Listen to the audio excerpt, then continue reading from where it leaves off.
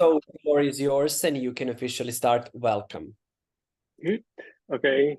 Thank you, Alexander. Thank you for the invitation, first of all. And I'm really happy to be part of this nice community.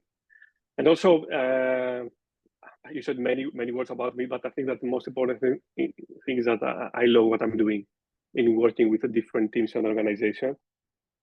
And it's also one maybe interesting thing that we have in Greece, a really vibrant community, the Agile Greece community, that we are more than 3K members now, with running different kind of meetups on a monthly basis, but also some conferences. I will send some links just in case you are interested to join any of these conferences. That would be nice. Good. Okay. So I will share my screen. I prepared some slides. I would say I used Miro, but more or less it is a kind of slides that the way that I've created the content. But feel free to ask any question. I would love, let's say, to discuss anything that might come to your mind from the things that we are saying. And I hope that you'll get something at the end of this meetup. Okay, so I hope that I will be able to share my screen. Okay, yes. Okay, do you see my screen? Is it okay? Yes. Yeah. Great. Okay. Okay, so scaling up. So what we will try to explore today is some maybe experiences from the Frontlines. Okay, actually from my experience so far, and mainly we will focus in one recent case study in the organization that currently I'm working, and to see how we are trying, let's say, to maintain the delivery of value while we are growing, and we are growing quite fast.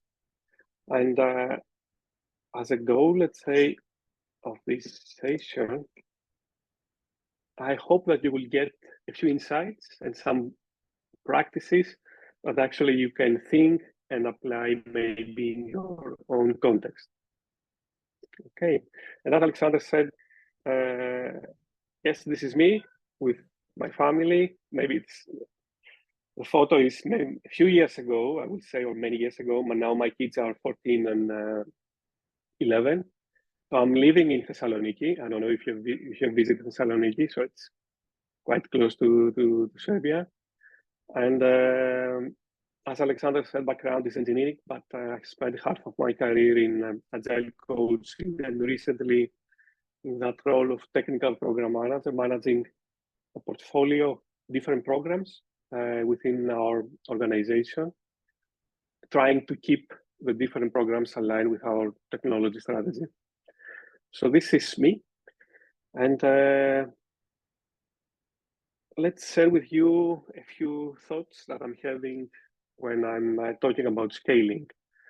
So it is something that most of the organization need to face while they're growing.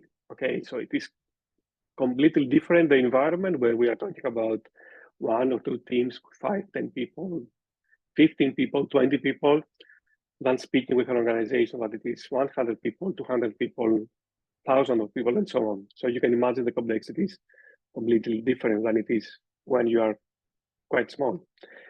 So for me, one thing that I do believe, and after seeing myself navigating in different organizations all these years, that there is no single solution for every context. So we believe that maybe if we have a framework, or if we have a method, let's say, that could solve all our problems, that will be great.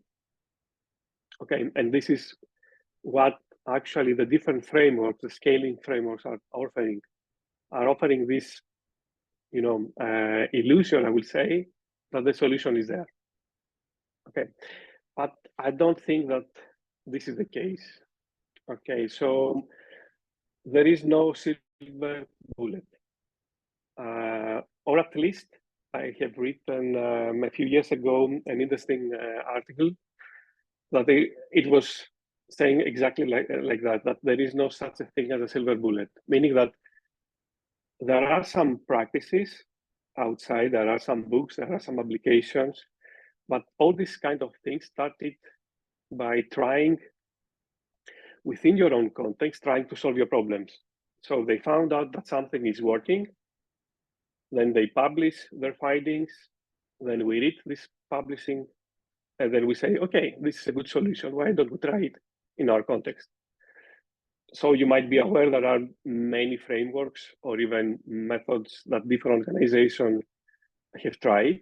And what we're trying now is to copy the different kind of things and apply this to our own context. But this is not working. At least this is what my experience has shown to me. And the reason that it is not working, I don't know if you know this guy, Dave Snowden, it is actually because we are dealing with complex systems, or at best, complicated. So according to Dave Snowden and the Nephin framework, in this kind of cases, we might talk only about good practices. So it means that it's not a simple problem to solve. We have to deal with quite complex problems. So there is no solution that might fit in our context. Okay, so there are some good practices, okay, but it doesn't mean this is going to work. Okay, so far we need to think about that there is no silver bullet, the illusion of one size fits all, okay? We need to understand that when we are scaling, we are talking about complexity, okay? So in best case, we talk about good practices. And also it is important to understand that our context matters most. Okay, so in order to deal with complexity in your own context, you just need to listen to your environment, or even probe your environment and see what it is working and what it is not.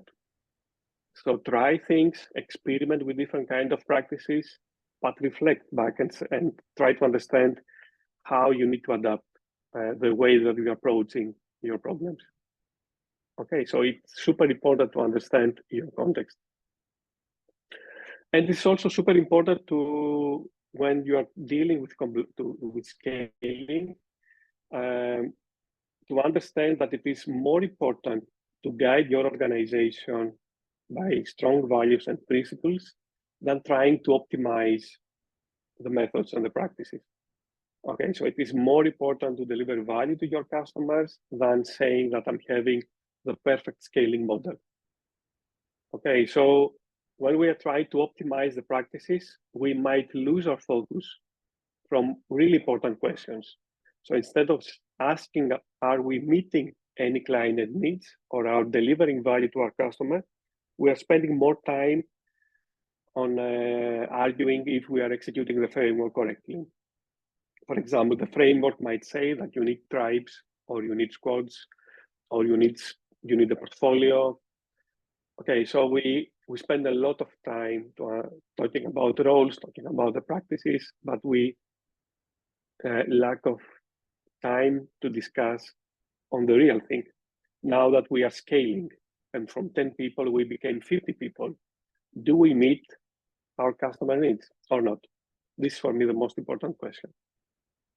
Okay, so this is another thing that you need to consider when we are scaling our organization. And these are a few ideas. So understand your context. There is no silver bullet. You need to do the hard work. Okay, understand that it is more important to talk about how you deliver value to your customer than optimizing methods and practices. Okay, and listen to your context. Okay, sense your context, prompt your context, and see what happens, and improve.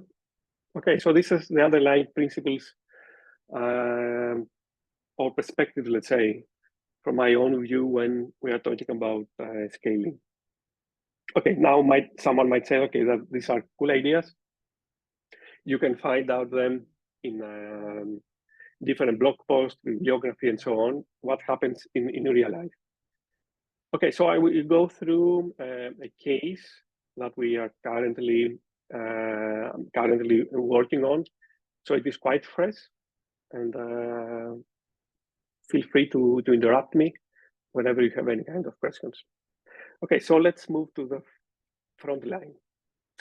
So currently, as written here, I'm part of one department that it's called the Digital Core Solution. So Yaret is actually producing fertilizers. So we are not talking about, we're talking about a big organization, more than close to 20,000 people in different parts of the world. And actually they have a lot of plants to operate, and they produce fertilizer for farmers and so on throughout the globe. The area that I'm working on is called Digital Core Solution. It is actually providing the digital solution to the production. Okay, so we have two different domains. The digital production is how we produce in a better way our products, let's say, and the digital sustainability and traceability, how we ensure that we have a positive impact to our nature. Okay, because all this kind of production of fertilizer requires a lot of energy, and we would like become more green, let's say. So it started this department quite small. I was not there for sure. It was a few years ago with 5 people, 3 people. And as you can see, the more ideas we might have to build new products, it will impact the way that we are growing. Okay, so the org chart is expanding and expanding when we add more people and more ideas, more products in our portfolio. So currently, the situation is like that, more or less. Okay, I'm not showing any details from the real data, but it is just an idea to get to understand how the organization currently looks like. So we have more than 5 programs, more than 20 products, different products within the different programs, and close or even more from 100 people working on that area, either software engineering, data scientists, product management, and so on. So it is quite complex to figure out how this organization is going to work or how we will become more effective and more efficient. Okay, so how we started our journey, and this is at least the way that I'm seeing these kind of challenges where we need to continue delivering value at scale. So it's really important to understand, to start with a purpose. Okay, so try to figure out which is your North Star, which is the North Star of this organization. And in our case, it was quite clear, and it is very simple. A well-aligned and purpose-driven organization.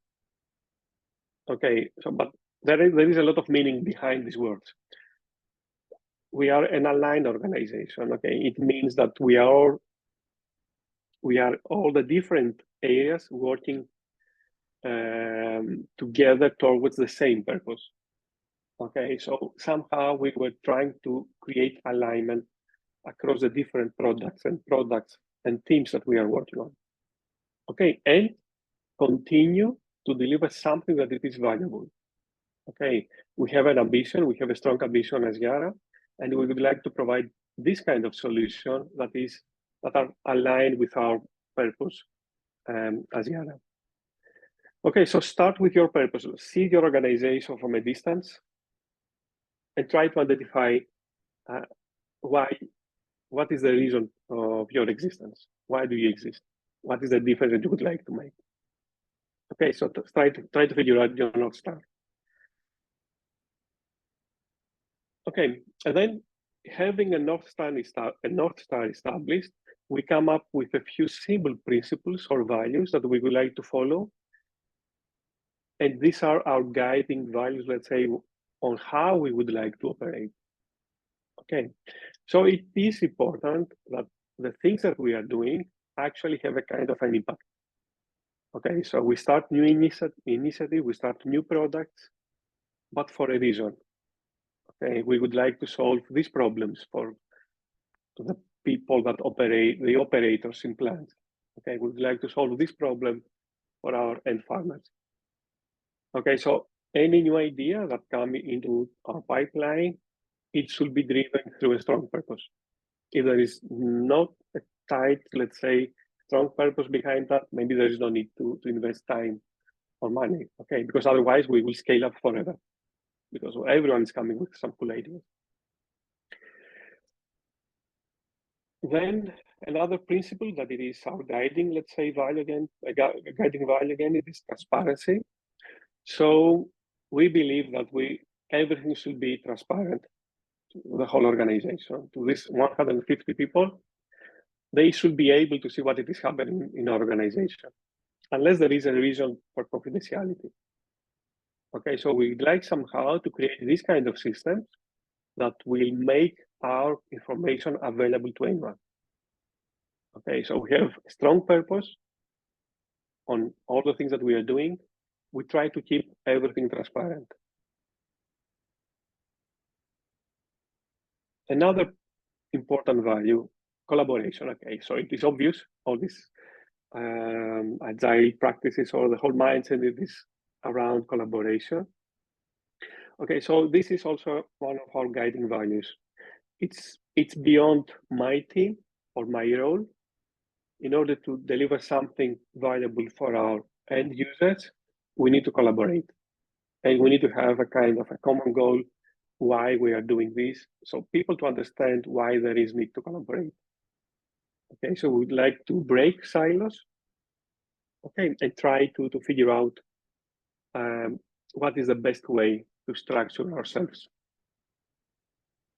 Okay, so we have collaboration organized around customer value. This is close to the collaboration. So what we have done is to spend some time, reflect on the structure of our organization, and identify which people and teams and roles we need to connect in order to deliver value to our customer. Okay, so this means that we are breaking the silos that might be created from the reporting lines, but we don't change the reporting line. Okay, we just need to understand what is the flow of value for our customer. So this again, one principle that we would like to follow. Another principle that is a guiding principle as well is how we can enable flow. Okay, so this means that we would like to visualize our work. We need to visualize our blockages. We need to visualize or limit our work in progress. Okay, so actually we would like to remove anything from our way to deliver something to our users. Okay, so again, as you have noticed, I'm not talking about any practice. It's like the principles, the guiding principles and values that we would like to follow. Manage systems, not people. Okay, so we are not micromanage the teams or the people, but on the other way around, we just create this kind of environment where people can feel, let's say, autonomous to do their work. Okay, and this is also important and the shift in the way of our thinking. And last but not least, inspect and adapt. Okay, we know that we cannot get the right system from day one, but this is not our purpose. We know that it is important to reflect frequently, okay, and make improvements on the way that we are shaping our organization. Okay, so we need to test our hypothesis, reflect on the outcome, adapt our solution, and move forward. So in our case, we started with our North Star, that we need an alignment and deliver something valuable for our organization. And then we defined a series of principles that we would like to follow. And these are the things that, these were the principles actually that we were following whenever we're trying to change something in the way that we are working. Okay, now that you have a clarity on your North Star and alignment on your values and principles, from my experience, from what we are doing currently, is that someone will ask, okay, where I can start now? So it's very, very simple. Try to identify and figure out your challenges. How to do that? There are many, many ways. This is a kind of a simple retrospective that we have run with many people and teams involved. And we were trying to figure out, now that there are not anymore 5 people or 10 people, there are 100 plus people. Okay, which are the things that they're struggling with? Okay, so to give people, let's say, the space and time in order to raise their needs and their challenges. Okay, so you can see how we can break our silos. How can we break the data silos? How we can connect demand with delivery. Okay, how we can see the big picture, how we can manage dependencies. So there are many things that people came up, and we were trying to group them in different themes in order to have a good understanding what are the main pain points that our people have. Okay, so this is one way to do that. There are many other ways. We didn't only use this kind of retrospectives to gather the data. We have used also some surveys in order to capture the feedback from the teams. So this is a survey from the Agenda Shift organization that is being led by Mike Barrows. So we had the survey, and as you can see, you can get some insights. For example, we have no visibility on our on the work items that will enter our delivery system, or we cannot predict how long it will take something to be delivered. So we have gathered, through this survey, we have gathered a lot of insights, and this gives us a good, let's say, indication where we should put our focus. Okay, so as you can see, there are many lows, that there is room for improvement, and some other things that are working quite well, but could be improved further. Okay, so there are many different areas, like how we balance the knowledge discovery process, how we balance demand and our capability. Okay, what other sources of dissatisfaction are there, and what we need as an organization to become fit for purpose. Okay, to meet our customer needs. So the retro outcome, the surveys gave us a lot of insights on what it is working quite well and what could be improved. Okay, so as a natural next step was to create our improvement backlog. Okay, so we come up with different ideas, different hypotheses, as you can see on the top of the screen. Okay, so we identify a few improvement themes. I'm not showing the data here, but it was a kind of, okay, this is a problem, this is our next target position, condition that we would like to go. These are the first next steps that we would like to follow. And this is how we are going to measure that we are doing right. So we create different cards for different improvement themes, and we just add them in a simple improvement board. So we have this simple Kanban board, but this is a board that's managing the change and the improvements. So we have the options for repairing the experiment, introduce the change or the experiment, get feedback, improve or close that, and so on. And as you can see, these are relevant to the different areas that we have identified from the survey. Okay, so far it is pretty straightforward. I'm having a purpose or North Star. We have defined our core principles or guiding principles. We start collecting our challenges and translate the challenges to potentially improvements.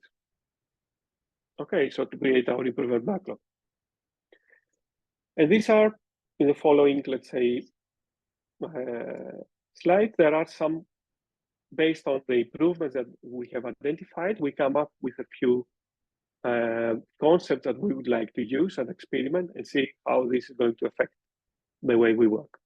Okay, so we said that maybe when it comes to how the different teams should be structured, we come up with this concept of team topologies. If you are not aware, it is highly recommended book, and the whole bibliography behind and posts and academies behind that. And to my understanding, since I'm not expert on the team topologies, but at least in the way that we have used, it is a really helpful concept to identify how the different teams could interact together in order to achieve something. And also the good thing, it is easy to scale up.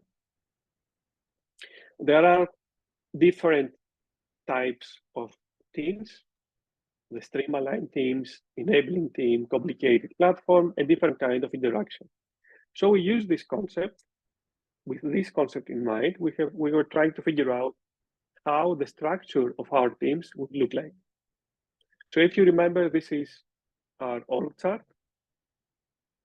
And we were trying to figure out how this org chart delivers value to our organization. So we identified different streams. One, for example, this with a light yellow. We need these people from here. We need these people from here. And we need these people from here in order to deliver or serve a specific stream. And this is another example with a pink one. We need people from that area, people from that area, and people from that area to deliver something different. Okay, so we spent some time to understand how we produce value and what kind of value is the thing that we are producing. Okay, so start moving from the org chart. How is the reporting line? Shift the org chart a little bit around and start thinking how this org chart delivers value. And we end up with these different teams. For example, now in digital production, we have one stream that it is called digital operations. We have another stream that it is called production optimization. In data science, we have different domains. We have one domain that it is the nitric acid and so on. In the digital sustainability and traceability, we have other domains like carbon footprint and so on. So these are different teams with engineers, software engineers, and product managers or program managers that have a specific scope. Okay, optimize, digitalize our operations using data from that stream, from data science. And if there is any need, they need to collaborate with sustainability and traceability. Apart from these teams, as you can see, we need to have close collaboration between these two teams, meaning that they need to work more or less closely together. It doesn't mean that they are part of the same team, but at least we need to figure out how these are going to collaborate. And then we identified that there are some foundational services. So we have, let's say, our platform. And there we have identified, for now, two different teams. Okay, the data platform and another one that's called Connected Factory. And these are the services that the teams that we have above, the yellow ones, in the yellow boxes, actually consume from the platform teams. And then on the left side, we have the architecture, that it is a kind of enabling team for us, but facilitating discussions and decisions when there is need to make a kind of a decision. It's not at its best the way that we use the team topologies, but at least we get the essence and the ideas. And for every team, we have, or for most of the teams, we are creating what it is called the team API. So we have published for every team what type of team is this? Is it a platform team or it is a stream-aligned teams? What are the services? With whom they interact? What channels do they have to communicate? How they are working? How often they plan? How often they have their daily meetings? Okay, and with what kind of teams they collaborate?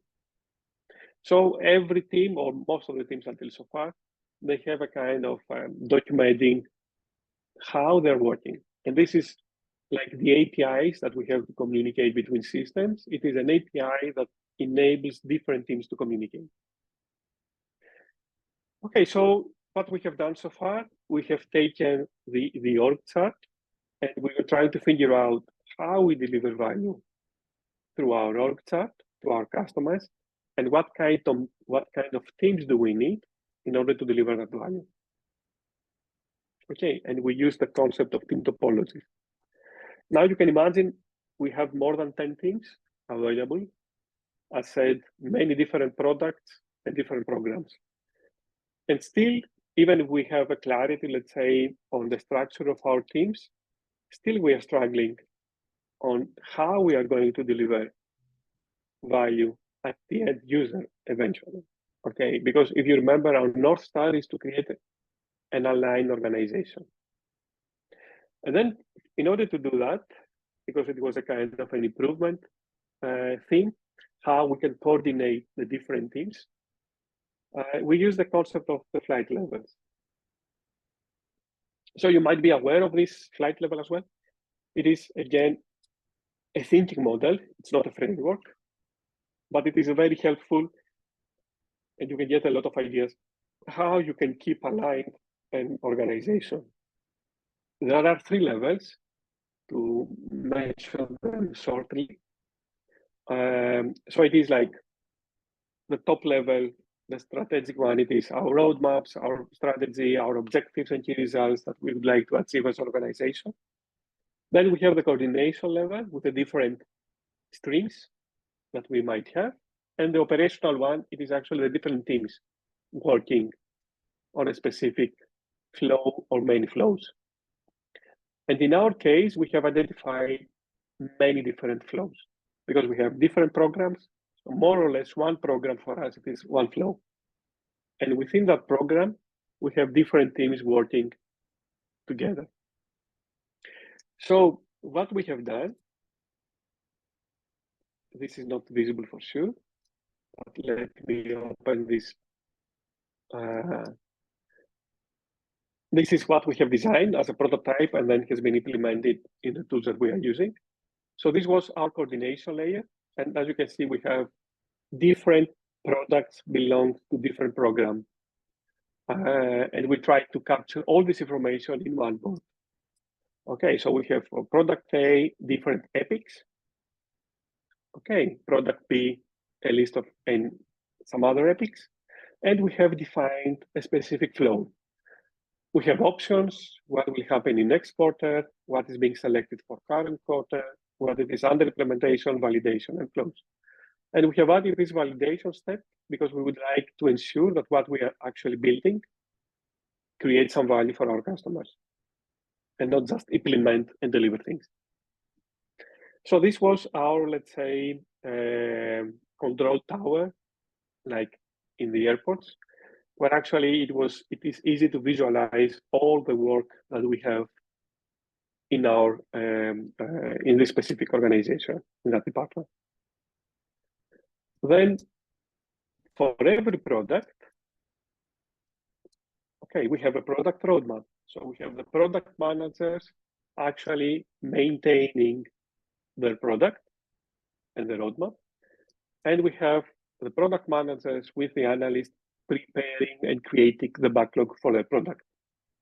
So now we are moving one level below, where actually we don't only visualize the epics that we are working, but also the different stories that we have for each epic. And the flow that we agreed is that a kind of a Kanban approach, like this is for refinement, this is ready for sprint, it is a Scrum, analysis, design, in development, in review, in test, done, ready for delivery, and done. And as you can see, for every epic, we might have different teams involved. If you remember from the topology, we have the data teams, data science teams, and we have the tech teams. So we have stories for tech team, this one, we have this story for the data team, and so on. So this is still on the coordination layer. And if I go to the operational one, on the bottom, it doesn't mean that it is the lowest, but it is at least, it's not, the coordination layer is more important than the operational one. It is like a way to visualize that. So if I go to the tech team board, they have their backlog. And as you can see, one tech team might support multiple products. So they are working in product A, product P, it might do any, they might have different type of work as well.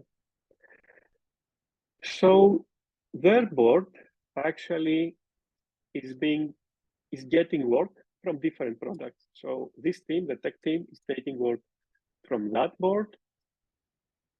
Okay, but it might take also from another product. And we would like somehow to visualize all this work in one place. And this is for the data science team. In a similar way, they're getting work from many different products. And somehow we need to make this visible. We are not in the case where actually we have one product, one team.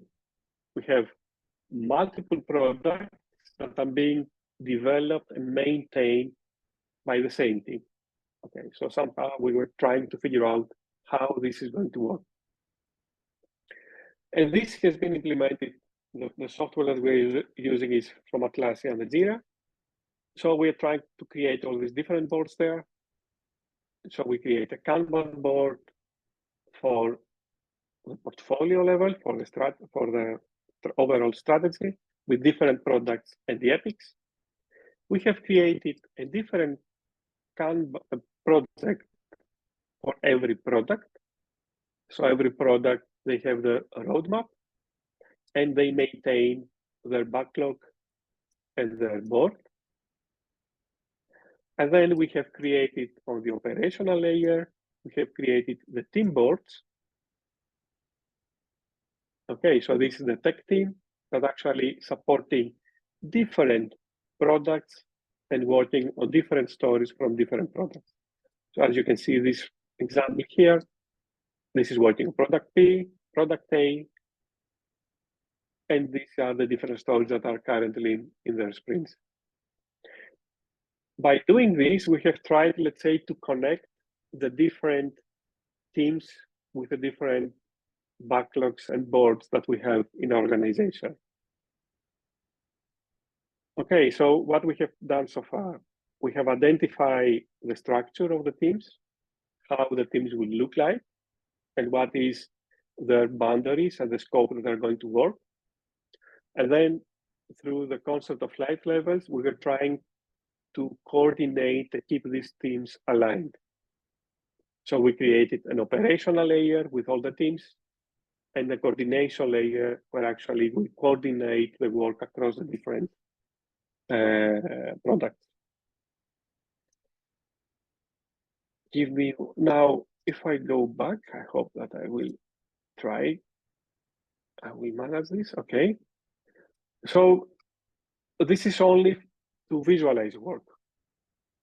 Okay, so we, with the clarity on the team structure and clarity on the connection of the different work, we have managed so far to visualize how the work is being routed across the different products and programs.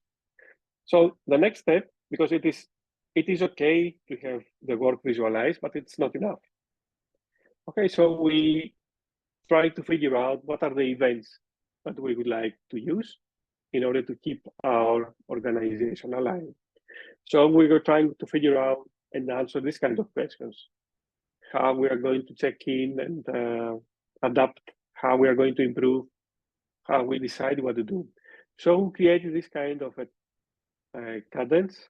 We call it a tempo cadence, where actually we plan every quarter. At the beginning of the quarter, we review the outcome at the end of the quarter and improve, inspect and adapt at the end of the quarter. And every month we have a synchronization just to check if we need to change priorities, if we need to stop working in one area and we need to move our capability or capacity to something different. Okay, so we established, as we call it, the interactions that we would like to have. And we let, let's say, the teams themselves on a daily basis to work as they would like to work, but at least we had some checkpoints on a monthly basis and plan and review on a quarterly basis, just to ensure that we are working on the right stuff. Okay, so this is more or less what I had to present to you, what I prepared. just as a kind of a recap, for me, it is important, from my experience so far, that there is no one solution that will fix all of your problems. You need to blend many different things and create your own framework. But if it works, you might publish this and then you might influence other people. But this is not the purpose. So it is important to understand that you need to do the hard work. And maybe a few, from my experience, a few things to consider when you're starting. Identify why you're doing all these kind of things. What is the purpose of your organization? What are the guiding values? Because you need to reflect continuously.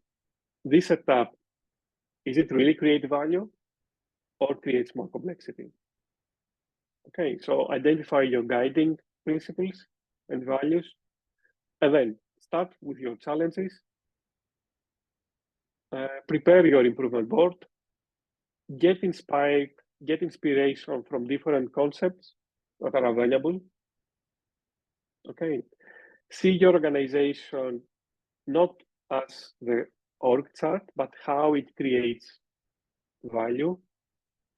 If there is need to create tribes, create something, you can call it tribes, you can call it whatever you want. Okay, but this is not the most important thing.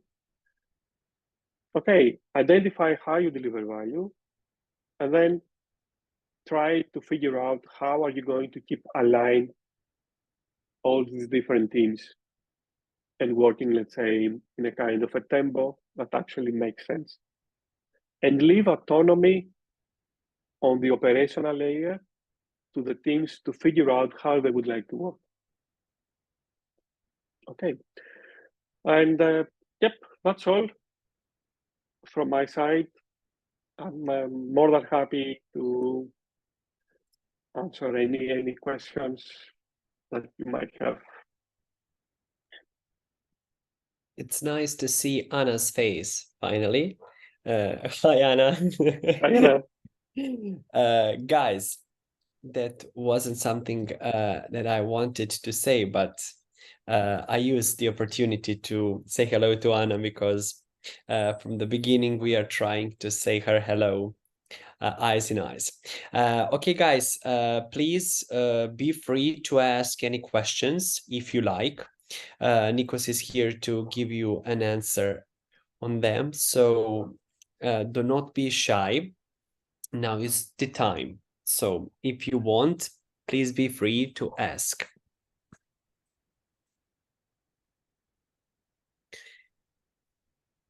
And if you are shy enough to begin a question conversation, Anna is writing. Can you hear me? No, unfortunately not.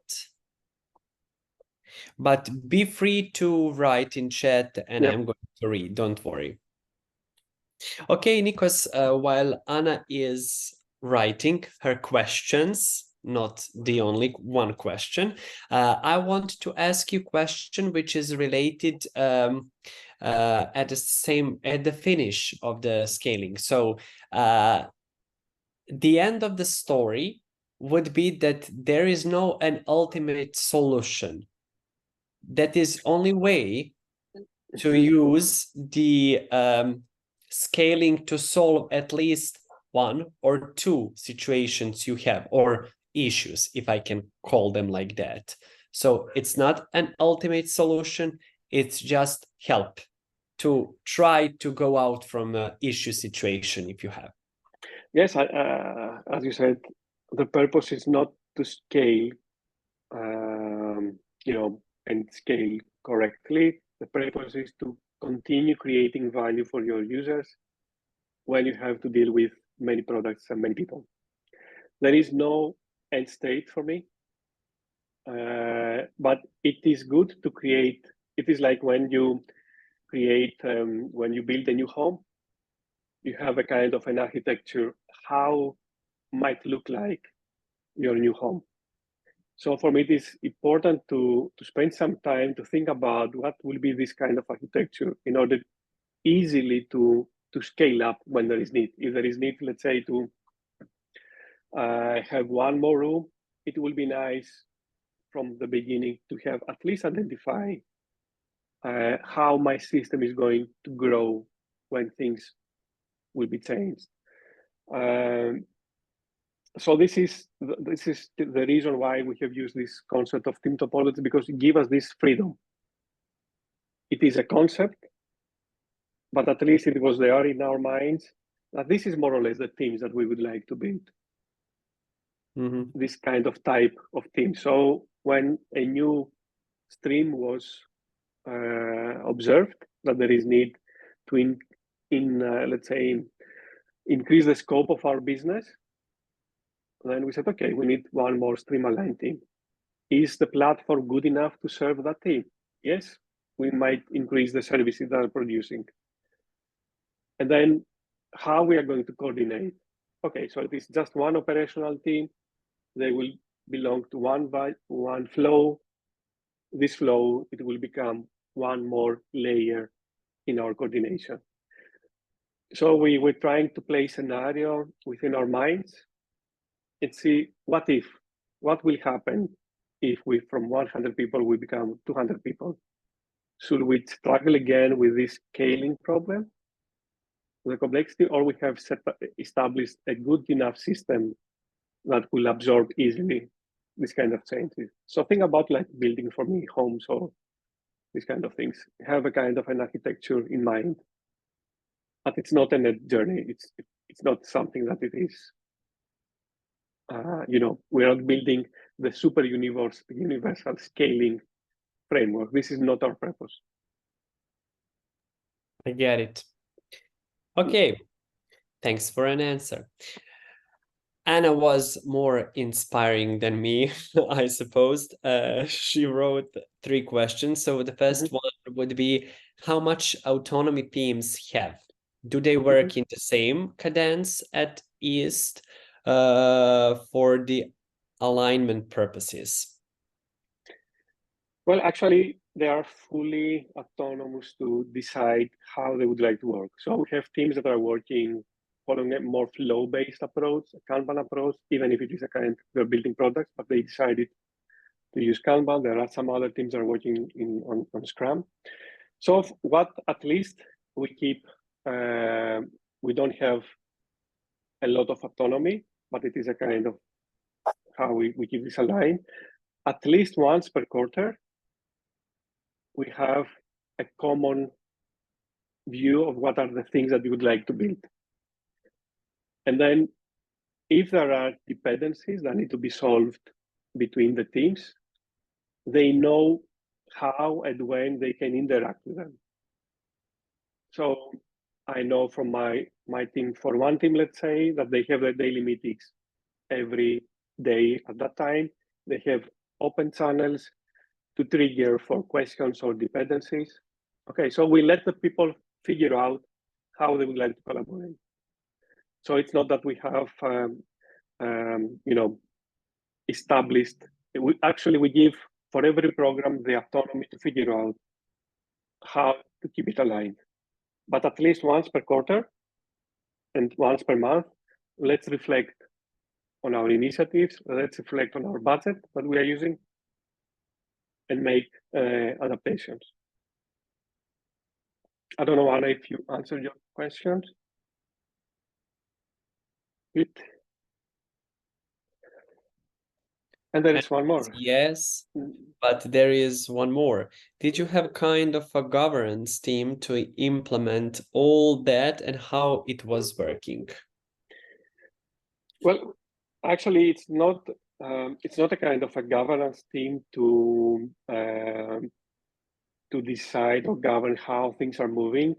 But when it comes to the change itself, we started with a few people that actually they were willing to be part of this journey, and they have the power to influence other people or other. So it was like initially started as a closer group, let's say. It doesn't mean that they should be higher in the hierarchy, but I just have the willingness to make changes. And this has been evolved. So actually, the improvement backlog is visible now to everyone. And So it's not like there is responsibility of one team. It started like that, but it scaled up naturally. And if people resist it, no, actually, it is maybe, I don't know, maybe I'm lucky because it is like people actually, they're willing to change. And honestly, when we gave them the forum to share their challenges, to share their needs, and they know that this is heard and there is something is moving or something is changing, now I'm feeling that they accept it in an easier way. It is more smoothly. And also we respect, for example, how they're working currently, because this is a kind of an ongoing process. We changing things in many teams, but we give them the option. Would you like to continue working on that? Would you like to make some tweaks in the way that we are working? Take a look with what other teams are working on. Do you find interesting the way that they're working?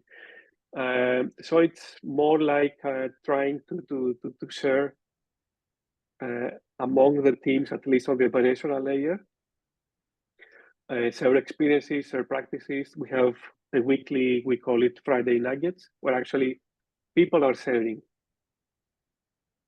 things that are relevant on the way that are working. And this might be might inspire some other teams in other places. So this is more or less how it is working. But when it comes to the coordination layer, there is no a lot of freedom there.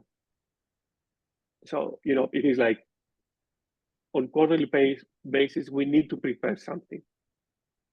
What might be the next things that we would like to work?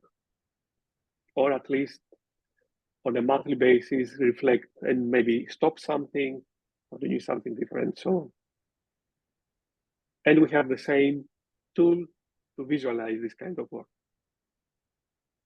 These are some restrictions that we cannot afford not having them.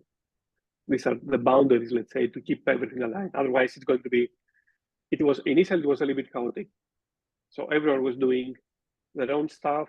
And when it comes to the coordination, it was very hard to find a common ground. And on that layer, we said, okay, let's create some, add some boundaries. Great. Thank you, Alex. It was really nice questions. Yeah, those were very, very nice questions. Guys, is anyone else here who would like to ask any questions?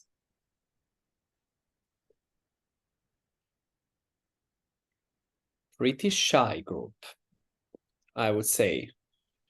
Okay. Well, but you can reach out to me offline.